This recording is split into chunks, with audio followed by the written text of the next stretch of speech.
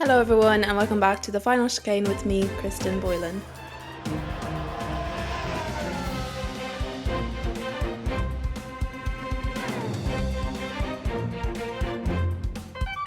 Alright guys, we're back for the Imola Grand Prix review, first of a triple header again, so we're going to be busy and that's why I'm making sure this episode gets out Monday morning because you'll be mine straight on to Monaco. Is it Monaco next or Barcelona? It's Monaco, right? Yeah. Next year, I think I said this last year, but next year I'm going to be at Monaco. I better be. I need to get my finances sorted and then I'm going to be at Monaco in a yacht, watching the race from a yacht, actually. A bit to talk about then since last week. We will do the media moments, but we're going to start, as always, with the final chicane brain game. Basically, a Formula 1 related game that tests your knowledge on Formula 1. And this week, I think I might have only done one of these so far. We're going to do a what happens next. So I'm going to give you a scenario that actually happened in Formula 1 and then all you have to do is tell me what happened next, and I'm going to give you the options of what happened next. So if you know it, it will be easy, basically. Okay, let me set the scene. We're in 2007, the Chinese Grand Prix, the title fight is on the line. Lewis Hamilton enters the race with a strong championship lead in his rookie season. He's in P1 and looks set to take a huge step towards the title. But what happens next? 2007 Chinese Grand Prix. Does Hamilton collide with Raikkonen in the pit lane, receiving a penalty that drops him out of the points? Does Hamilton stay out too long on his worn tyres and ends up beaching the car in the pit entry gravel, retiring? Or does McLaren pit him twice under safety car, misunderstanding the fuel data, and he finishes a mere 9th place? Which one is it? I'll tell you which one it is at the end of today's episode, so you're going to have to stick around or just fast forward if you don't want to. I can't stop you, to be fair. I'm here in Ireland and you're probably not, so we may as well just move on to the media moments of this Grand Prix. Oh, and you know what? My voice is sore because I did some amount of screaming in fear today. I love animals, okay? I'm a vegetarian. I don't even eat animals. But there's two animals. There's two animals that I love, but I am terrified of. And they happen to be butterflies and birds. And I don't know why. Like, I'm not scared when I'm outside, but I don't like birds coming near me. And a bird came into my house today and I didn't know. So I was home alone in my house and I was walking upstairs and a bird just flew. And he was upstairs as well, this bird. It was a swallow, to be fair, a nice bird. We have a swallow nest we have many bird nests in our house, like outside of our house, sort of in our gutters and stuff like that. But yeah, whatever, we have a swallow's nest over one of our windows, and I think that the bird, probably the mama, must have just flew into the window when she was coming out of her nest because she was in her house. She was upstairs. And, I was coming up getting prepared for the race to start and the bird just came out of nowhere inside my house and I screamed so loud. I am so surprised that the neighbours didn't call the police, the guards. And our neighbours don't even live that close to us, but they would have heard that. And then I got another fright with the same bird outside. So that wasn't the most fun start. I don't know, it's just the flappity wings of these things. Like moths. Moths are okay because they're smaller and have less flappity wings, but butterflies I'm really, really scared of. Like I would deal with a bee or a wasp or a hornet any day than a butterfly. And I picked up an alive bird once, because he flew into the window and was in shock, and I have dogs and my dogs bring back dead birds sometimes. I don't know if they kill them, but obviously I'm not a fan of that. But I picked up an alive one before, which was like the bravest I've ever been, but it wasn't flappity in its wings. So I think my fear is just the wings. I don't like wings. I think that's it. Anyway, now I'm talking about a bird and we have a whole Imola Grand Prix weekend to talk about. So let's actually talk about the gossip grid My fear, guys, my fear since last season did come true. Jack Doohan was fired and removed from Formula One. I mean, he's still a reserve driver and he was there this weekend, but still out of Formula One. He was, of course, replaced by Franco Colapinto. And then the rumour around Franco was that he had like 5 races to prove himself.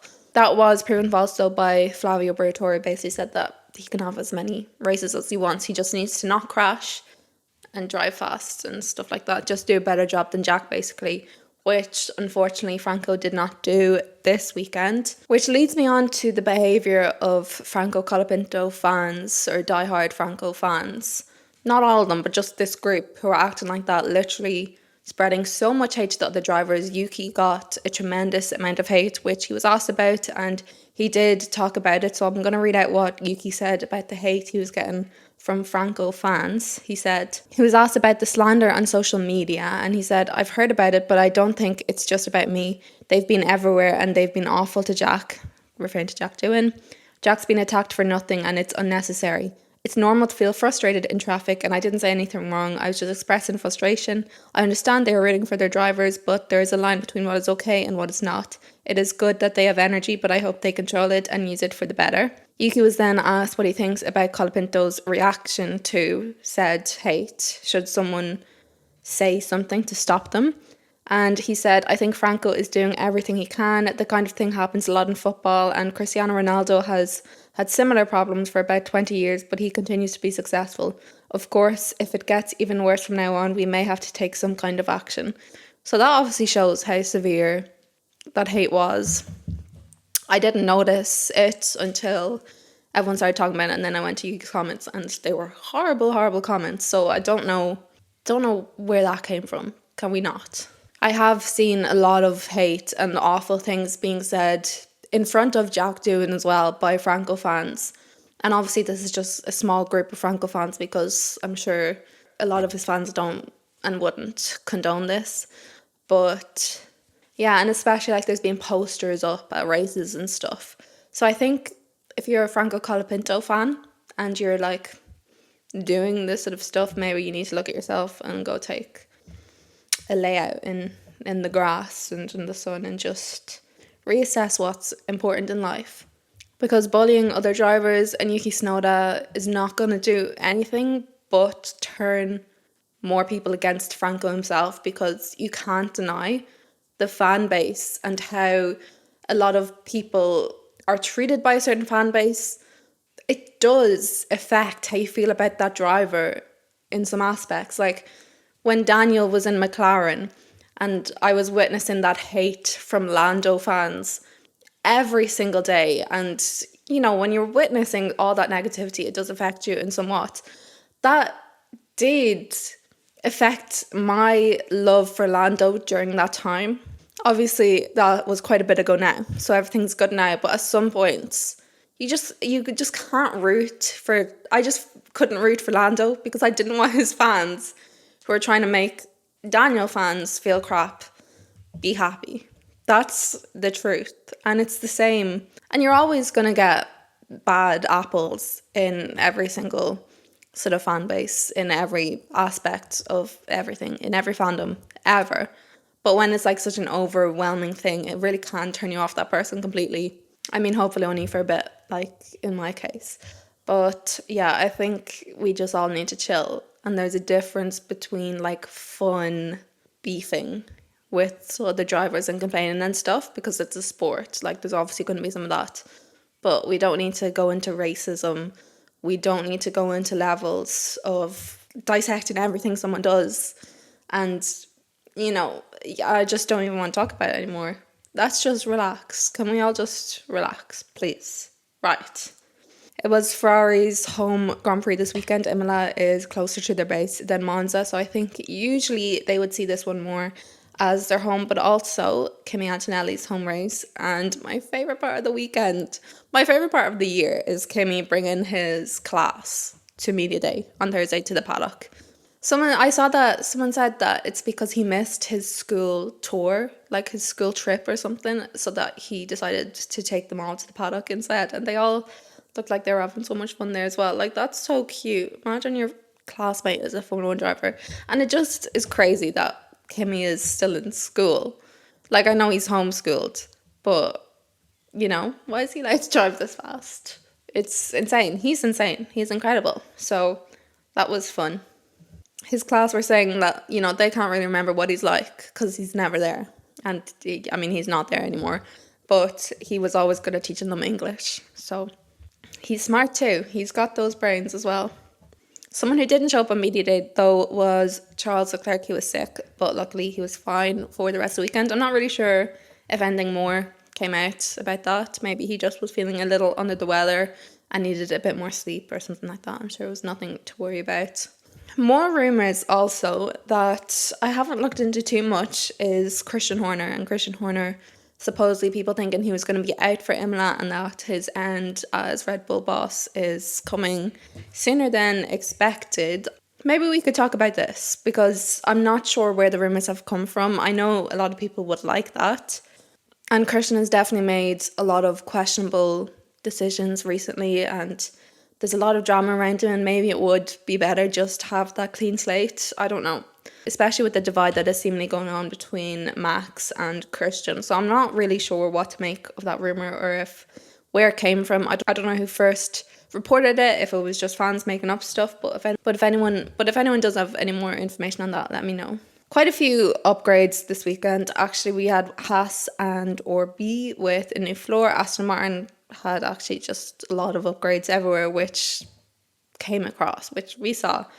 And Alpine, Red Bull and Merc had modified engine covers. And also another piece of information I discovered is that Roscoe, Lewis Hamilton's dog, is 12.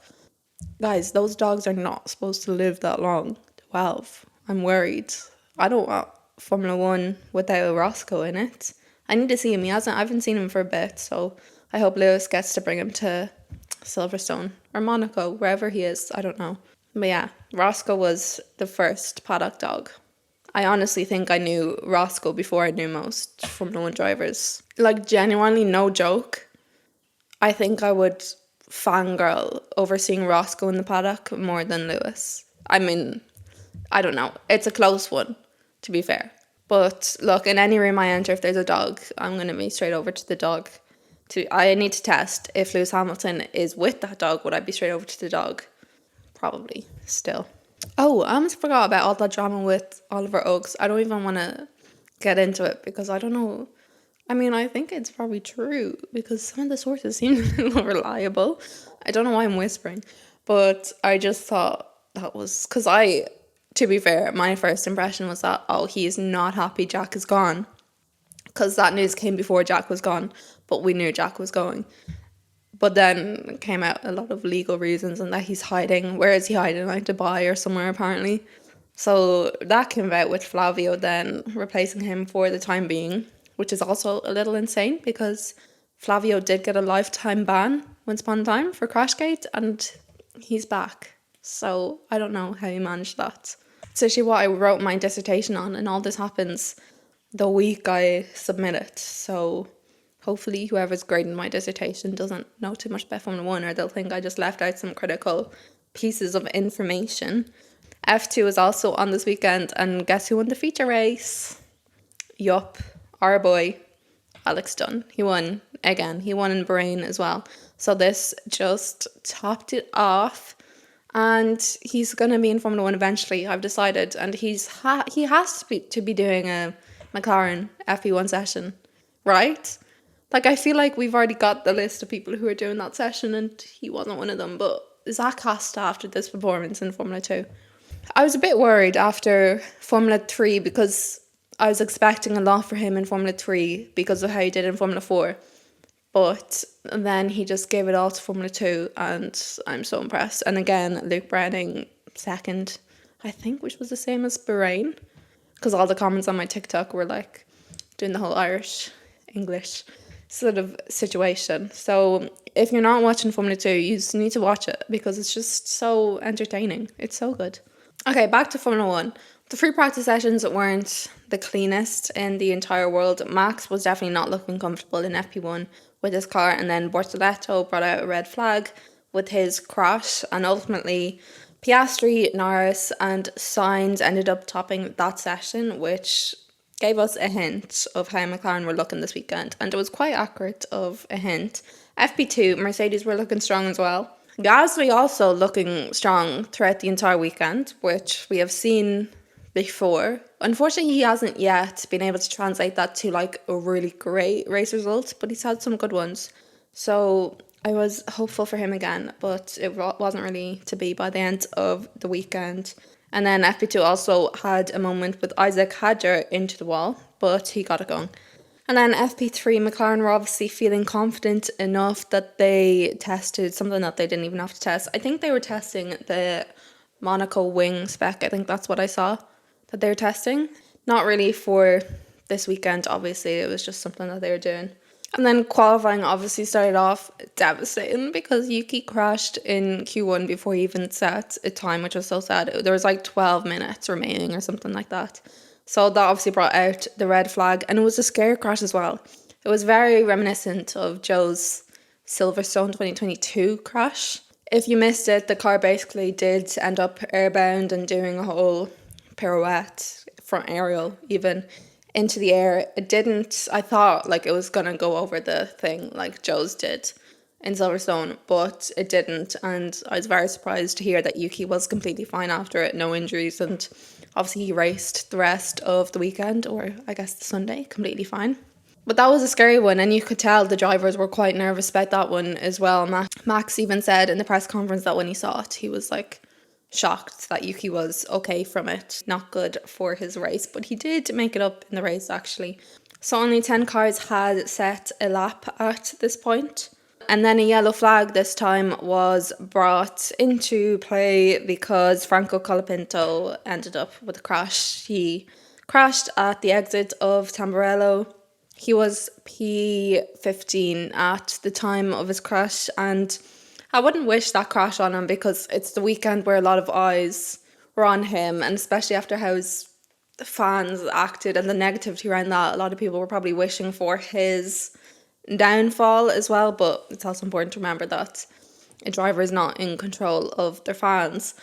So I did really feel for him there, and obviously that's not the impression he would have wanted to make, especially having like someone as nerve-wracking as Flavio as your team boss. So quite a disappointing thing for him, but he did get through to Q2. Obviously he couldn't take part in it because his car was screwed, but he had set that time and no one else could improve with that flag. So out in Q1 we saw Tsunoda, Ocon, Hulk, Lawson and Bortoleto. Obviously Colapinto then just sticking to P16. He kept his hands on the steering wheel. The war flashbacks that gives me. They need to take their hands off the steering wheel. We do not need more broken wrists and everything like that. And he didn't. I guess whatever way the car crashed, it didn't obviously put a lot of pressure onto his hands. But I was worried when I saw that in the replay of his onboard that his hands remained on the steering wheel. I'm obviously referring to the Dutch Grand Prix moment that's in free practice that I won't talk about. Then there was also a bit of drama after qualifying because, first of all, I did think that the flag was a little delayed. I think they could have done with putting that up early, but they put it up like directly as the time finished. So there was a bit of confusion. If Behrman crossed the line in time, he would then be through. So Behrman stayed in the car the entire time. There was obviously a bit of a delay while they were fixing everything up after the crash because they were looking into it. But in the end, Behrman did go out because it was obviously decided that the flag had come up before he crossed the line. And that would have meant Bortoleto out, but Bortoleto did go through anyway, and he was set. It was so funny how he was like just waiting at the end of the pit lane for qualifying for the very start. Like in Q2, it's a little unusual, and I do agree with the commentator saying that it was more of a statement than anything. Like, nah, I'm racing in this session. But yeah, he was right in the end, so that was fine. Q2 then saw some nice laps. Sainz particularly had a really nice lap that brought him to P1, a 1:15.198. Gasly again was bringing it in Q2. Hamilton, not a very clean lap though, and he was out, followed by his teammate Leclerc. So tough day for the Ferraris. Definitely not what they would have wanted at Ferrari's home race. We had Leclerc, Hamilton, Antonelli, Bortoleto and Colapinto in P16. Obviously, Colapinto didn't set his time. Antonelli, again, disappointing for his home race, not make it into Q3 when his teammate did. But things just weren't going too well for the Italians, I guess. But to top it all off, who kicked the Ferraris out of Q2? Aston Martin. What are they doing there? The upgrades were upgrading, and I was just so excited to see Aston Martin do well because they have two good drivers in there. They do. I'm not here for the Lance Stroll hate because he has had some banger moves and some banger races as well. See, I used to have to keep a really close eye on him because he was more often than not, he was who Daniel was fighting with on track. So I know his ability. And yeah, I was very happy to see them get into Q3. I would have liked to see a bit more from them in the race. See, I just jump ahead to the race. Like, we're not on the race yet. So don't talk about the race, Kristen. Let's move on to Q3. Piastri, not a perfect Q3 from Piastri, especially his sector 3. He had like 4 cars of traffic or whatever, so it just wasn't fast enough in the end. Stroll was out on mediums in Q3. Piastri did have the fastest sector 2, and then Sainz was setting his lap and he had greens all around, so he was looking good in his Williams. The Williams was looking very good. And Q3 ended with Piastri getting pole position, Verstappen, Russell, Norris P4, Alonso P5, which was so well done by him. Sainz P6, just ahead of his teammate Albon, so obviously that was the potential of the Williams, and both drivers got the potential out of their car that time to be side by side in Q3 especially. Stroll, then Hadjar and Gasly. Again, Hadjar doing really well. Again, Hadjar P9 while his teammate Liam Lawson, I think, was out in Q1. Liam Lawson maybe 2019-18 P17. I haven't focused in on Liam Lawson's weekend, so he might have had difficulties, so I won't speak more on that just in case. But if there was no difficulties, that is very impressive from Hadjar to get into Q3. And then obviously, yes, Gasly. I honestly thought Gasly probably would have had the qualifying that the Aston Martins had. I was expecting him to literally be like where Alonso is, P5. But still, good for him to get into Q3 with Ocon obviously being out in Q1 as well. Ocon finishing last as well, apart from Yuki. No, guys, I was so excited when Alex Dunn won his F2 feature race. You know, let me let you in on a secret. I asked to interview him, but I didn't get a reply. I asked to interview him like 2 years ago, maybe. No, last year. Last January, I'd say. Yeah, last January. I emailed his dad, who I think is like his manager or his agent or whoever controls those sort of things. But I never got a reply. So if you're listening, Mr. Dunn, I can't remember your name, Mr. Alex Dunn, and Alex Dunn himself, let me come on to the final chicane, okay? I don't know many other Irish F1 podcasts, F2 even, because I'm talking about F2 probably more than I've been talking about F1. But if you want to come on the podcast, I'd love to have yous. You know what? I think I should go to Offaly, do a day out in Offaly, and the Duns can show me around Offaly. I don't know. I just want to go to Offaly. I just need to leave the house, guys. Yeah.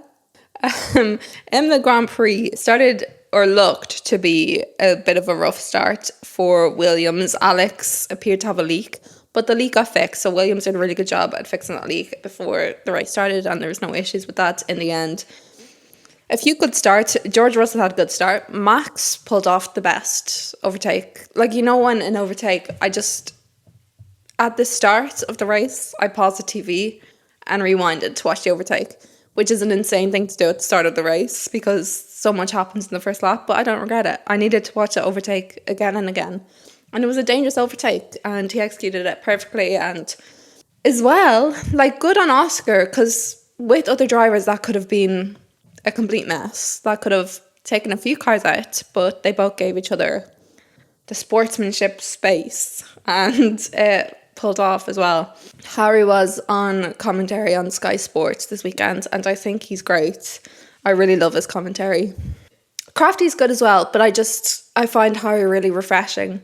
And I still have beef with Crafty after his comments about Daniel. I mean, I'm not even going to go into them. The amount of times I managed to bring up Daniel Ricciardo is probably so annoying, guys. I'm not even joking. I am sorry. I'm actually so sorry that I bring him up this much.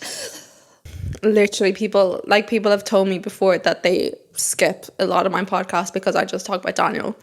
But and it's so fair. It's so fair. I have no comeback to that. You're right. I don't know why my brain decided that anyone who speaks out on Daniel Ricciardo is now an enemy. But he's out of sport. So now, I'm building new connections with all of the people who have treated him badly in the past. You know who I will never build a connection with though? Jacques Villeneuve, who was also on commentary this weekend. If you saw my TikTok, you already know that I was annoyed by that. He's so negative, guys. I just hate him. I hate him.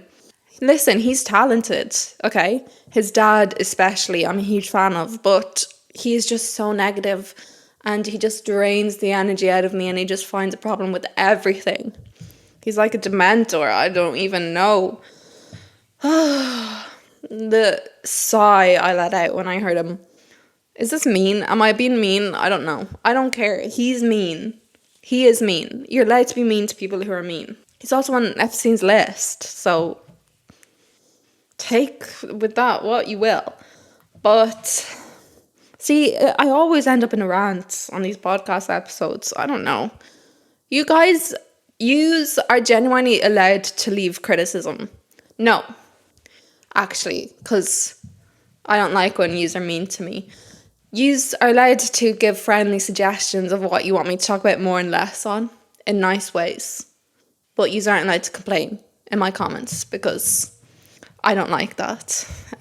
So that's a new rule with us final chicaners. But I know you guys wouldn't. Yous have got my back.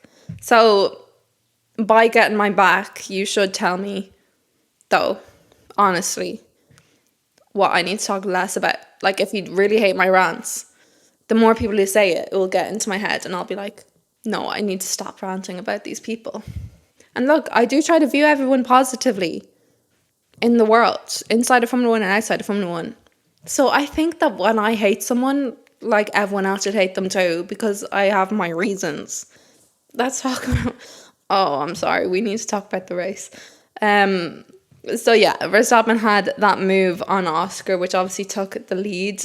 Esteban was the first pit. He pitted at the end of lap 1, which looked planned as well. Like, there was no issue. So I don't know what that was about. I think maybe they were expecting a first lap incident, is what I assume, but there was none of that. So he pitted onto hard lap 1. And what the commentators were also saying was that the drivers really aren't used to, they can go a bit wide and run off onto the tarmac or whatever it is, but it's gravel here. So we saw with Gasly, he went wide and obviously destroyed his tyres in the gravel, but lost a whole heap of time as well. He fell to P14 then. Actually, only fell 4 positions. Wasn't he P10? So that's actually not that bad. He did well to only fall 4 positions at that early on into the race. A few people did start on hards. Obviously, we had Ocon on hards after lap 1, but then we had Behrman, Tsunoda, Hulk, Hamilton and Antonelli on hards. Russell, again, we should take a shot every time I mention this, but Russell had a bit of a silent weekend. He actually had a bit of a feisty battle going on at the start with Russell. No, because he's Russell with Norris. And then, Alonso was creeping in. I thought it could be another three goes Hamilton moment with Alonso, which I'm sort of dying for these days. That would have been fun.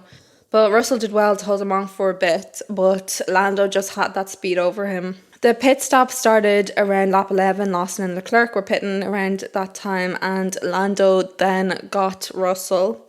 Lots of pitting lap 12 then. That's when the majority of the pit stops came in. So the undercut, and we saw that the undercut did look quite powerful here. It's quite a long pit lane. Is it one of the longest? It's F2's longest pit lane.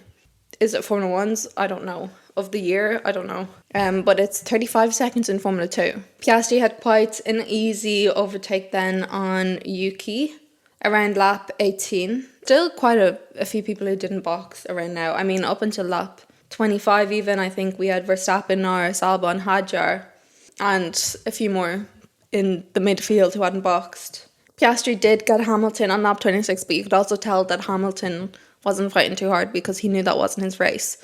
But he was in his own race and he nailed that race of his. Hamilton did such a good job this weekend with what he had as well, especially considering like the qualifying, because it was obviously, the qualifying wasn't Charles and Hamilton's fault. The car just was not a Q3 car on Saturday. Then we had the first yellow flag of the race, lap 29. Esteban Ocon was obviously stopped on the track with his car. He was told to stop. I haven't seen what that was about. I'm guessing it was just like, you know, a power engine failure or whatever it was. It was quite abrupt though, but the Haas weren't looking strong anyway this weekend, so Esteban was out.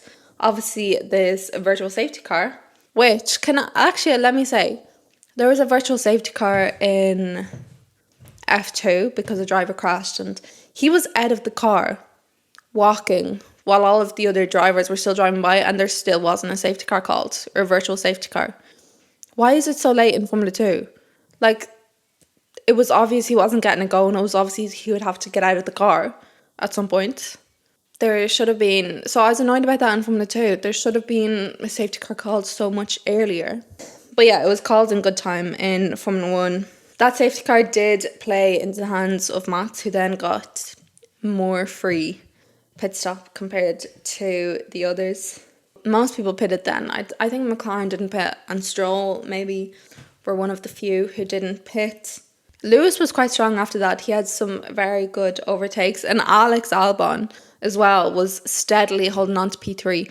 He did fall into P4, but like P3 up until lap 37, Alex was very impressive. And then unfortunately the weekend got a little worse for Antonelli because lap 46 he retired with an issue with the car. This brought out the full safety car. And I guess it didn't go too well for Lando because he had a slow stop. Piastri didn't stop Lando, obviously, on new tyres here. Charles was asking about boxing, but Ferrari refused because they didn't have the right tyre to get him to the end of the race. They only had mediums, which last like 11 laps. And I think they said, what was it left, like nearer to 20 laps that they would need it to last. So that didn't go too well.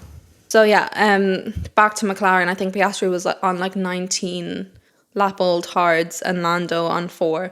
So it was obvious that Lando was going to be faster than Piastri. Piastri did hold him off for longer than I think. And Lando did make it known that he thought they should switch positions on the radio. I don't think it was a switch of positions, but it was, Oscar didn't fight it, really.